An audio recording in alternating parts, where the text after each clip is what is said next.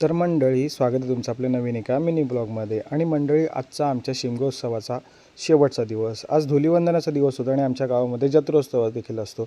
म्हणजेच काय तर आमच्या संपूर्ण शिमगो महोत्सवाचा शेवटचा दिवस असतो. तर फटाफट गेलो आपल्या गावदेवीच्या मंदिरामध्ये. आणि मोठी जत्रा नसते, छोटीशी जत्रा असते, परंतु खूप सारे भाविक मंडळी येतात आणि नक्कीच आमच्या ग्रामदेवाचे दर्शन देखील घेतात.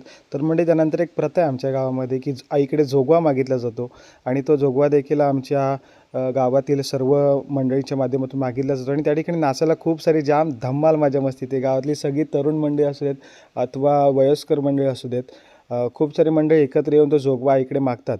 आणि दरवर्षीप्रमाणे ही चालत आलेली प्रथा ही सातत्याने पुढे चालू ठेवण्याचा प्रयत्न करत असतात. तर म्हणजे त्यानंतर खूप साऱ्या गोष्टी असतात ज्या त्या ठिकाणी त्या दिवशी केल्या जातात, पण सगळ्याच काय आपल्याला दाखवायला मिळत नाही. त्यानंतर मात्र शेवटचा दिवस आहे आणि ग्रामदेवतेला पुन्हा एकदा आपण मंदिरामध्ये घेऊन जातो. पालखी नाचवत गाजवत वाजवत गावदेवीची पालखी पुन्हा एकदा मंदिरामध्ये जाते.